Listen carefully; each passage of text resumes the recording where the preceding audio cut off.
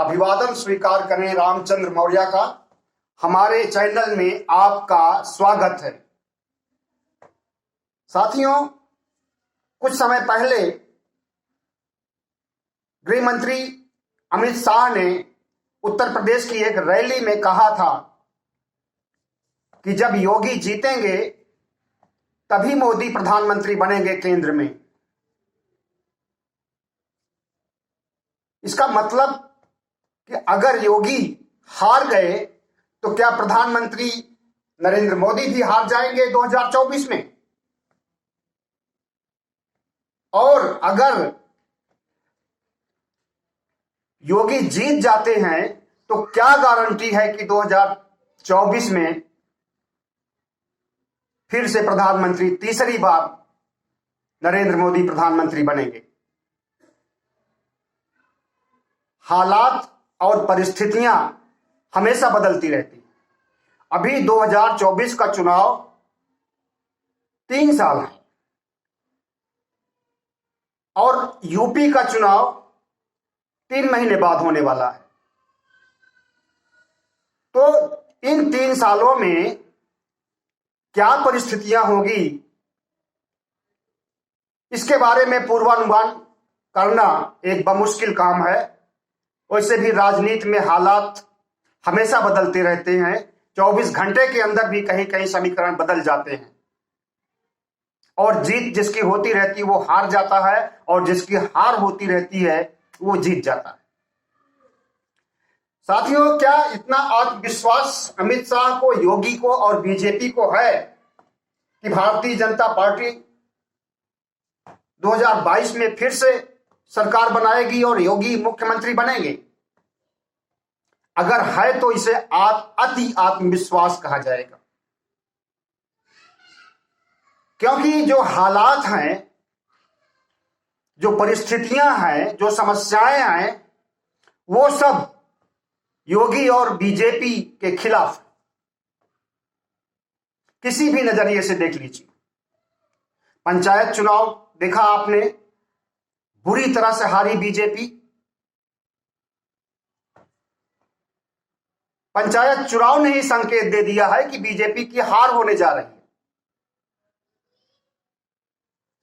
बंगाल चुनाव के बाद, बंगाल में करारी हार के बाद 13 राज्यों से उपचुनाव के नतीजे आए, उसमें भी बीजेपी की करारी हार। तो बीजेपी की हार पहले तो था कि जब बीजेपी चढ़ाव पर थी, मोदी का डंका बजता था तो मोदी के नाम से वोट मिलता था। लेकिन बंगाल चुनाव के बाद मोदी का डंका, क्योंकि बंगाल में पूरी ताकत झोंक दिया था मोदी और अमित शाह ने और पूरी बीजेपी ने, पूरी कैबिनेट ने। तो हम मानते हैं कि बंगाल के बाद मोदी का उतार,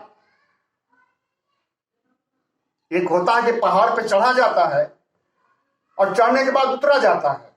तो जितनी ऊंचाई तक पहुंचना था मोदी को, बीजेपी को, वो पहुंच चुकी है। अब उसके उतार के दिन, इसे बुरे दिन भी कह सकते हैं, शुरू हो गए पश्चिम बंगाल से। पश्चिम बंगाल के पहले भी हालांकि बुरी तरह से हार हुई है बीजेपी की। दिल्ली में हुई है, राजस्थान में हुई है और जगहों पर हुई है। मध्य प्रदेश में भी हारे ही थे, लेकिन चाणक्य नीति, अमित शाह की खरीदो नीति, बेचो नीति, विधायक खरीदो, इस नीति से बना लिया जुगाड़ से, नहीं तो वहां भी हारे हुए थे। तो एक समय था कि मोदी का मंत्र चलता था और वो सत्ता के शिखर को नापते जाते थे और लगता था कि अब मोदी के अलावा कोई राजनीति में है ही नहीं। लेकिन ऐसा नहीं है। ये लोकतंत्र है। लोकतंत्र की यही खूबसूरती है कि हमेशा एक जैसी परिस्थितियां नहीं रहती हैं और हर परिस्थितियों में कोई ना कोई एक शहंशाह, कोई ना एक सिकंदर पैदा हो जाता है। 2012-13 में इन्होंने महंगाई के खिलाफ आवाज उठाई थी, काले धन के खिलाफ आवाज उठाई थी, भ्रष्टाचार के खिलाफ आवाज उठाई थी और जनता ने उसको सिर माथे पर चढ़ाया और जिता दिया। वही स्थितियां आज फिर से विद्यमान हो गई हैं। काले धन की समस्या कहीं नहीं गई है, महंगाई की समस्या कहीं नहीं गई है, भ्रष्टाचार को तो छिपा करके बैठे हुए हैं। दुनिया भर के अखबार, विदेशों के अखबार अटे पड़े हैं भ्रष्टाचार के मामले में, मोदी सरकार के अंदर जो भ्रष्टाचार है उसके लिए। लेकिन हिंदुस्तान के अखबार, हिंदुस्तान के चैनल मोदी भक्ति में लीन हैं, तो जो भगवान के को अपना आराध्य मानता है, जो भगवान उन्हें फल दे रहा है, पैसा दे रहा है, ताकत दे रहा है, उसके खिलाफ कैसे जाएंगे? आपने देखा होगा कि मनमोहन काल में किस किस तरह की स्टोरी होती थी, और खुफिया कैमरे लेकर के लोग जाते थे, इंटरव्यू करके लाते थे, स्ट्रिंग स्टोरी होती थी। 2014 के बाद स्ट्रिंग स्टोरी कोई देखा आपने? नहीं देखा, क्योंकि वो बिक चुके हैं, उन्हें खरीद लिया गया है, वो दिखा ही नहीं सकते हैं। अगर भ्रष्टाचार होगा तो उसको छिपाने का काम करेंगे, उसको जग जाहिर नहीं करना चाहेंगे। एक जर्नलिस्टिक एथिक्स रह ही नहीं गई है आज के समय में। लोकतंत्र के चौथे स्तंभ को इस तरह से गिरवी रख कैप्चर कर लिया है, कठपुतली बना दिया है कि वो मोदी भक्ति के अलावा उसको कुछ सोचता ही नहीं है, वो चाहे प्रिंट मीडिया हो चाहे इलेक्ट्रॉनिक मीडिया हो। ऐसे में अगर योगी की हार होती है तो उसके लिए जो अमित शाह अभी कह रहे हैं कि योगी की जीत होगी तभी मोदी की जीत होगी, अगर हार जाएंगे तब वही अमित शाह कहेंगे कि उत्तर प्रदेश के चुनावों का लोकसभा चुनाव से क्या लेना देना, पक्का यही होने वाला है, देखिएगा क्या लेना देना। और उस समय का पिछला वीडियो अगर कोई दिखाता है तो दिखाता रहे। इस तरह तो बहुत सारे इनके विरोधाभास हैं जिसके वीडियो उपलब्ध हैं, महंगाई को लेकर के, पेट्रोल को लेकर के, पेट्रोल के बारे में जितना कुछ मोदी ने मनमोहन सरकार को खरी खोटी सुनाई थी, सबका रिकॉर्ड है, और वो रिकॉर्ड सोशल मीडिया पर घूमता रहता है, लेकिन कोई वैल्यू नहीं है उसका। तो इस तरह से ये नेता जितने भी हैं, बड़े नेता, कद्दावर नेता, ये आज क्या कह रहे हैं कल पलट जाएंगे या कुछ महीनों बाद पलट जाएंगे। इनका कोई चरित्र नहीं होता है, इनका कोई ईमान नहीं होता है, इनका कोई धर्म भी नहीं होता है। अगर उत्तर प्रदेश में योगी जीत जाते हैं तो उसके साइड इफेक्ट क्या होंगे? साइड इफेक्ट नहीं, बहुत बुरी परिस्थितियां आएंगी और लोकतंत्र को खतरा मौजूद हो जाएगा, संविधान को खतरा होगा अगर जीत जाते हैं तो।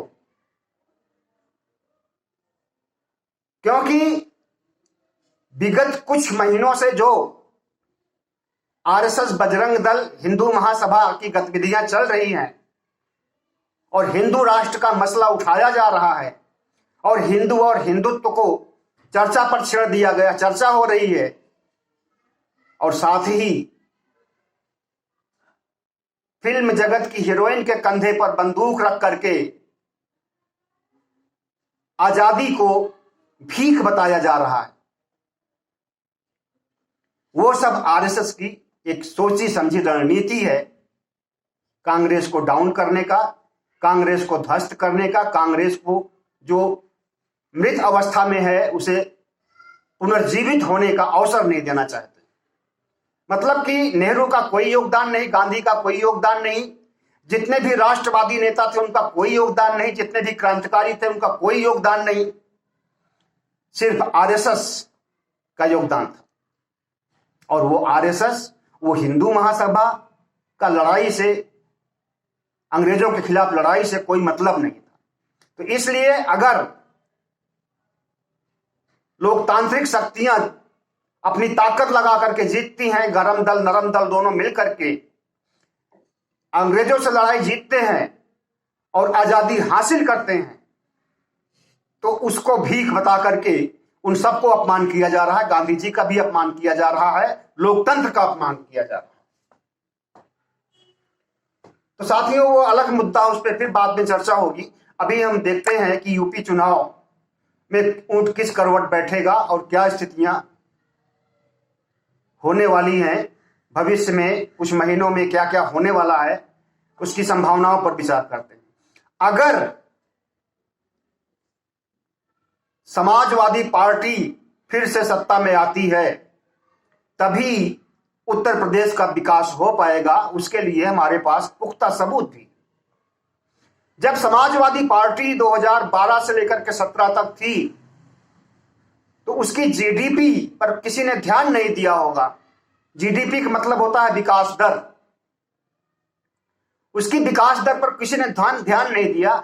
जो राष्ट्रीय स्तर का विकास दर था उससे भी ज्यादा विकास दर यूपी का था। 2012 से 2017 तक राष्ट्रीय स्तर पर जीडीपी 4.5% रही है और यूपी में 5% रही है। और आज के टाइम में 2017 के बाद 18, 17, 18, 19, 20 भी मान लीजिए, कोरोना काल के पहले तक यूपी में विकास दर जीडीपी 2.9, मतलब आधे से थोड़ा ज्यादा, आधा ही मानिए कि विकास दर आधा हो गया था योगी के आने के बाद। उसके बाद की क्या परिस्थितियां हुई हैं, उत्तर प्रदेश किस किस मोड़ से गुजरा है, उत्तर प्रदेश में कितना सरकारी कत्लेआम हुआ है, ठोक दो की नीति कैसे लागू की गई है, उससे न केवल ब्राह्मण समाज बल्कि पिछड़ा वर्ग, दलित, खास करके अल्पसंख्यक समाज को टारगेट बनाया गया। मुसलमानों को भी जीने का अधिकार है हिंदुस्तान में और उत्तर प्रदेश में और सारे राज्यों में। इस बात को मोदी और योगी भूल क्यों जाते हैं? तो हमारा यह कहना है कि अगर योगी सरकार की हार होती है तो उसके परिणाम क्या होंगे और जीत होती है तो उसके परिणाम क्या होंगे, हम थोड़ा सा इसी पर बोलना चाहेंगे। अगर योगी हार जाते हैं तो मोदी की भी हार तय है 2024 में। इस बात को मैं नहीं कह रहा हूं बल्कि अमित शाह के बयान से निकाला जा सकता है। अगर मोदी जीतेंगे, योगी जीतेंगे तभी मोदी जीतेंगे, इसका मतलब कि योगी हारेंगे तो मोदी भी हार जाएंगे। तो मोदी की हार 2024 में पक्का है अगर योगी हारे तो। दूसरी बात, जब योगी हारेंगे तो हार का ठीकरा मोदी और बीजेपी के बड़े नेताओं पर, अमित शाह पर और भी जितने कद्दावर नेता हैं इनके ऊपर, खास करके जो उत्तर प्रदेश से आते हैं, राजनाथ वगैरह, इनके ऊपर ठीकरा फोड़ा जाएगा।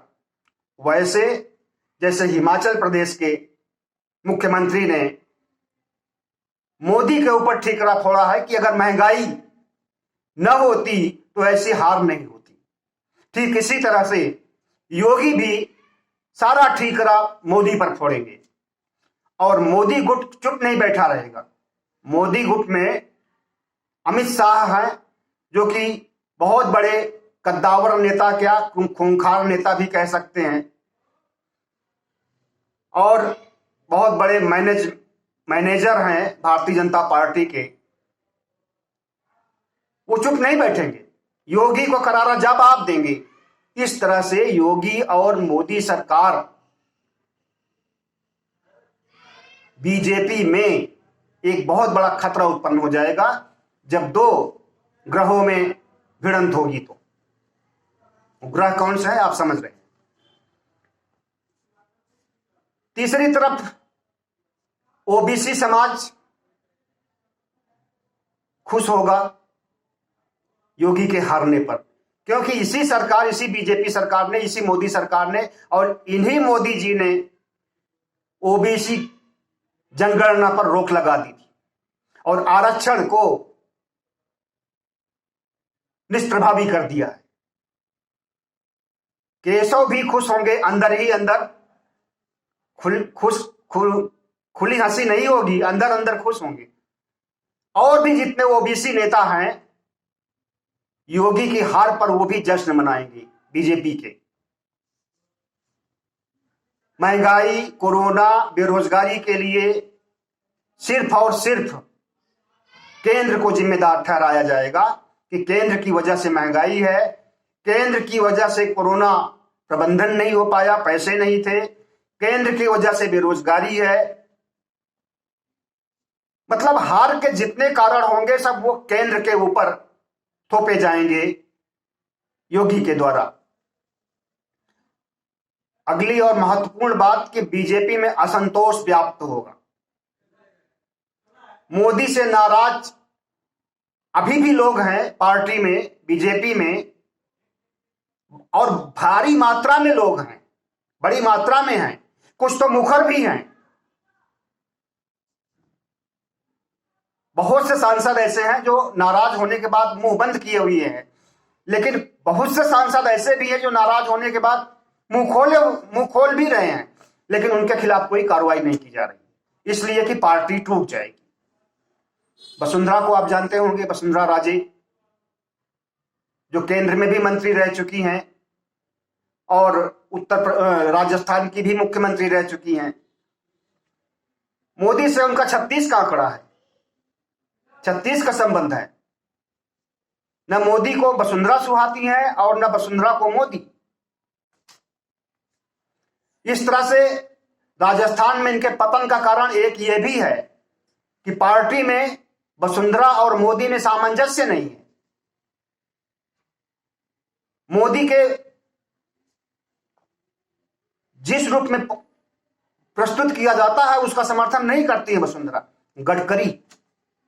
गडकरी भी खुल करके विरोध करते हैं, भारतीय जनता पार्टी का भी और मोदी का भी। मोदी का तो इनडायरेक्ट करते हैं, भारतीय जनता पार्टी का खुल करके करते हैं।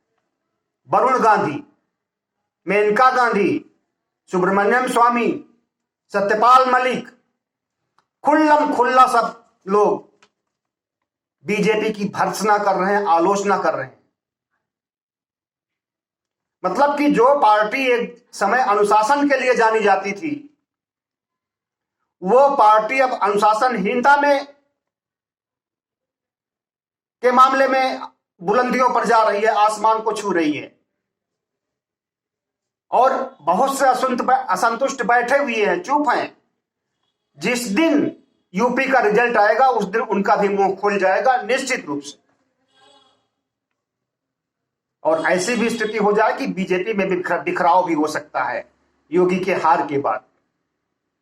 योगी की हार से पार्टी शक्तिहीन होगी और योगी के जीत से पार्टी बलवान भी हो सकती है।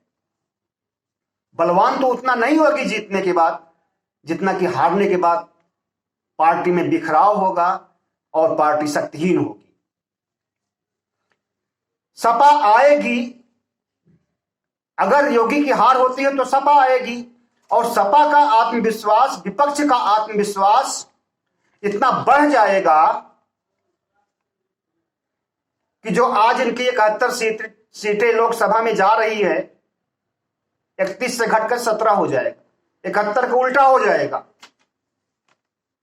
और उत्तर प्रदेश से ही रास्ता वो जाता है दिल्ली तक, जहां पर प्रधानमंत्री बनाया जाता है। ये आमतौर पर लोग कहते हैं, हम ही नहीं कह रहे, सब लोग कहते हैं, क्योंकि सबसे ज्यादा सीटें अगर किसी राज्य में है तो उत्तर प्रदेश में है, और सबसे बड़ा प्रदेश कोई अगर है तो उत्तर प्रदेश है। 24 करोड़ आबादी है, यहां लगभग 14 करोड़ मतदाता हैं।